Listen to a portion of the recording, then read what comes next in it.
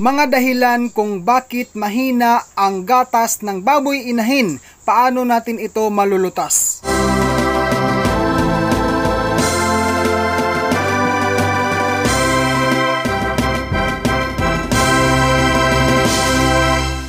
King's Vita Plus Animal Feed Supplement. Isang magandang araw po sa ating lahat mga viewers. Kumusta na po kayo guys?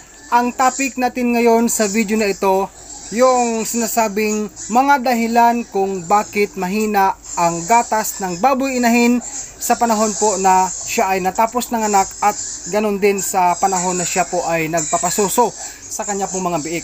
Pero guys, disclaimer muna tayo, ang ilan pong mga munting kaalaman or munting idea na akin pong i-share sa inyo dito sa video na ito ay nanggagaling po ang iba sa akin pong pagsaliksik. Handog ko po para sa mga beginners pa lang po ano. Sa mga expert dyan, si Dodong Villaran po ay patuloy pong humahanga at sumasaludo sa inyo. Pero guys, kung bago ka pa lang pala dito sa aking channel, mag-subscribe ka na po and i-click mo ang notification bell para po updated ka sa mga upcoming videos ko sa simple video sa pag-alaga ng baboy. Sabi kasi guys ng isa nating supporter sa akin pong Facebook page, no? Siya po si kabayang Nuri J. Yumata Rinol. Sabi niya, Boss Dodong, ano ang dapat gawin kapag ang baboy inahin mahina ang gatas? Kasi may 12 piraso po ang anak niya. Maraming salamat po kabayan sa iyong tanong na yan. Tune in ka lang po, huwag ka pong umiskip hanggang dulo, hanggang end sa video na ito, dahil ako po ay maliban na meron akong i-share sa inyo na nagmula sa mga expert from my pagsaliksik, ay meron din po akong basic, no? Napaka-basic na natural na paraan sa bandang huli na matulungan po natin ang atin pong mga baboy inahin kapag mahina po ang kanilang gatas. Okay, so direct to the point tayo guys. Dahilan number 1, mahina po ang gatas ng baboy inahin. Meron pong mga baboy inahin na hindi maganda ang lahi, no? Sinasabi nga po, ang hindi magandang lahi ng baboy ay isa po sa mga posibleng dahilan kung bakit mahina ang kanyang gatas. Pangalawa, sinasabi po na kulang sa pagkain or tubig, no? Kulang daw sa pagkain or kulang sa tubig. Galing sa lagnat at mainit na panahon. Grabing stress sa inahin guys. Tapos ang pangatlo po, may mga lahi ng baboy inahin na sadyang mahina talaga mag-produce ng gatas at minsan po ay tuluyang nawawalan ng gatas pagkatapos nilang nanganak. Ang pang-apat po, sinasabi na meron ding baboy inahin na dumanas ng kahirapan sa panahon po na sila ay nanganak. Kaya ang hindi magandang karamdaman ay kanila pong naangkin mga kababayan. Ang panglima po, ang pagkakaroon ng mga sugat-sugat ng kanilang mga suso, dulot o likha ng kaniyang mga biik ay isa rin pong dahilan sa pagkawala o pagkahina ng kanilang gatas na pinoproduce para sa kanila pong mga biik.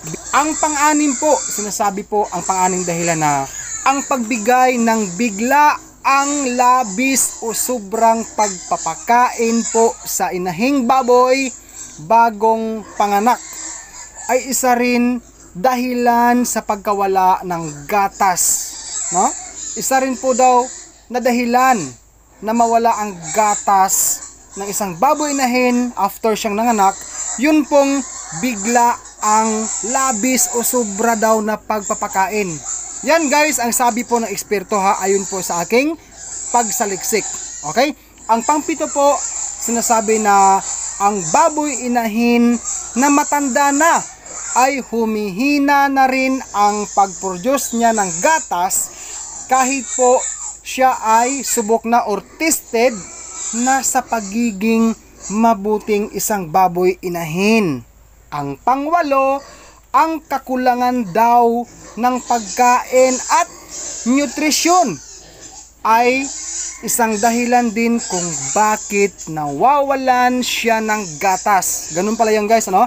Ang pang-shampoo, kung ang matres at mga suso niya ay may problema, humihina din or nawawalan siya ng gatas. Yan po viewers ang sinasabi ng akin pong munting pagsaliksik po. Kuya Dudong, ano po ba ang dapat nating gawin sa ating baboy inahin na nawala ng gatas o humihina ang gatas niya? So guys, bago ko po sabihin sa inyo ang natural na paraan kung paano matulungan na maibalik ang gatas ng ating baboy inahin na nagpapadidi sa kanyang mga biik, ito muna po ang sinabi ng mga eksperto na ginawa nila, handog nila para sa atin. So sabi nila, number 1, bigyan ng sapat na tubig ang inahin. Only drinker daw po, mga kababayan. Number 2, mag-inject sa baboy inahin ng 10 ml Sustalin LA pagkatapos manganak. Disclaimer lang guys, this video is not sponsored sa mga nabanggit kong mga gamot ha. Then number 3 po, sinasabi ng mga eksperto, after siyang nanganak, yung inahing baboy, anumang brand ng feeds ang iyo pong ginagamit sa pagpapakain sa baboy inahin, simulan daw natin sa kalahating kilo ng lactating feeds pellet kada araw guys. At dadagdagan daw natin ng kalahating kilo araw-araw hanggang sa dumating ang punto na magiging 3 kilos per day ang kinakain ng atin pong baboy inahin. Okay, so ang pang-apat po, sabi pa sa atin, dagdag advice na try mo or subukan po ninyong gawin ang wheat feeding. Pang-5, bigyan daw ng B-complex, Bixan SP, vitamins 5 ml sa ikalawang araw ng pagpanganak or panganganak. Ang pang-6 po, kung wala pa ring lumalabas na gatas, ay bigyan daw po natin ng oxytocin 0.5 cc. Yan po ang advice nila. Pang-7, para hindi manigas daw ang mga suso ng baboy inahin, pasusuhin kaagad ang mga biik para po makonsumo ang colostrum. Ang tinutukoy po dito mga beginners, no? Yung mga biik po na bagong labas, sa loob po ng 1 oras hanggang 3 hours, no? Magkakaiba tayo ng konsepto no? Base sa mga iba-ibang research, no? Pero basically or normally po, paglabas ngayon halimbawa sa biik ngayong mismong oras na ito, after po lumipas ang 1 araw, ay kadalasan pong ginagawa ng mga technician natin, ng mga bihasa dyang kahag racers natin, na pasusuhin kaagad ang mga biik ng colostrum dyan sa kanilang inahin para po makonsume nila ang colostrum. Okay? Then, ang dagdag pa ho na pang-8 ay subukan daw nating gawin ang warm or hot compress dyan sa inahin. At ang pang-shampoo ay pwede rin daw tayong gumamit ng Thyrolac. So yan guys ang payo sa atin ng mga eksperto. Pero guys, ito na po ang sinasabi kong natural na paraan or bonus tip ko po, handog ko po para sa ating lahat, ano? Alam ko naman po na marami na siguro ang gumagawa nito, no? Yung mga hog racers diyan na mas nauna pa sa akin at sa ating mga kababayan diyan na baboy inahin concern pagdating sa gatas na mahina. So guys, alam po natin ang papaya na hilaw. Kumuha ka niyan, papaya na hilaw, haluan mo siya ng dahon ng balonggay or dahon ng malunggay. Lutuin po natin yan guys. Tapos, wag muna natin lagyan or wag na lang po natin lagyan ng bitsin. Asin pwede pa siguro.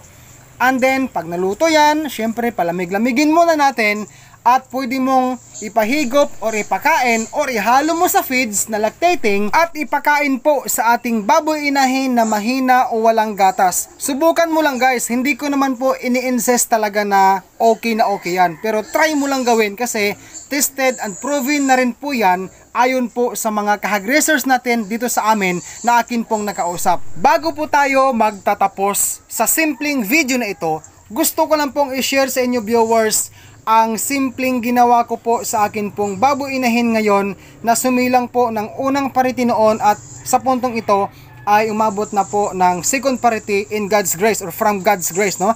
Ang ginawa ko po, alam naman po natin na ang baboy inahin ay nanganganak po yan, no? Beginners, take note ha. Ang baboy inahin po ay nanganganak po yan mostly sa loob po ng 114 days old po since pabulog o pakasta or AI sa kanila. Pwede rin pong mangyari na pwedeng advance ng 2 hanggang 3 araw o kaya late ng 2 hanggang 3 araw simula po sa kaniyang due date ng kapanganakan. Yan po ang status. Pero sa ginawa ko po, 1 week bago po nanganak ang aking baboy inahin noon sa first and second parity, nag-transition na po ako ng pagkain ng feeds na pilit sa kanya. Ibig ko sabihin, beginners, sa pagbubuntis po or after pabulog sa baboy inahin, gestation or gestating feeds po ang atin pong pinapakain sa atin pong mga baboy inahin. Anumang brand na feeds yan, basta gestating feeds po.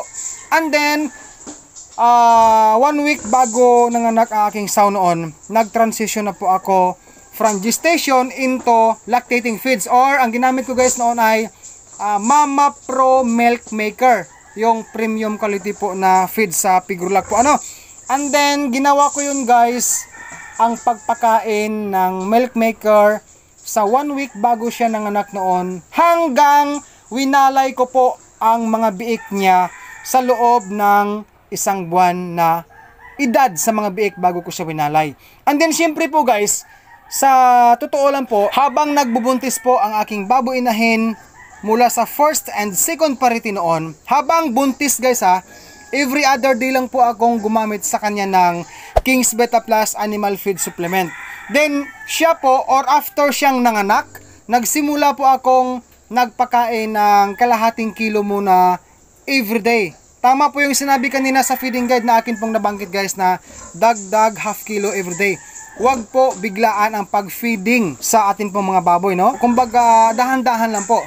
And then, nung nanganak na po ang aking sow, ay halos araw-araw na po ako guys nagbibigay or gumagamit ng King's Beta Plus Animal Feed Supplement, no?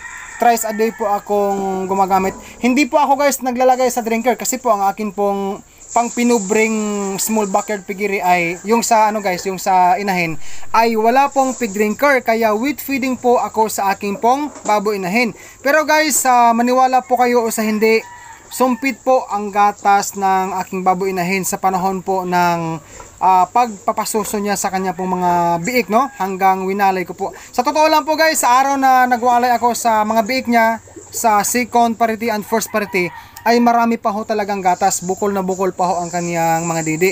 Kaso nga lang po, sa edad na 1 month ay nagwawalay na po ako sa akin pong mga biik. Shout out po kina John Eric Salonga, watching from San Jose City, Nueva Ecija, Jennifer Villeza, Violeta Altura Ordanel, Dependent Sahara, John Bernard Mamasig, Rancy Iroy, Armon James, Jaylin Hinson Juanitis, Patrick Nicolas, Fernando Anduki, Carding de Guzman, Raymond Channel TV, Kirvin Silkil, Miriam Wright, Remy Dagyo, at sa inyo pong lahat viewers, shout out po sa inyo. So guys, maraming salamat po for watching this video. Kung hindi ka pa ho nakapag-subscribe, subscribe ka na po and i-click mo ang notification bell para po sa mga bago kong upload sa simple video sa pag-alaga ng baboy. Mabuhay po kayong lahat. God bless us all.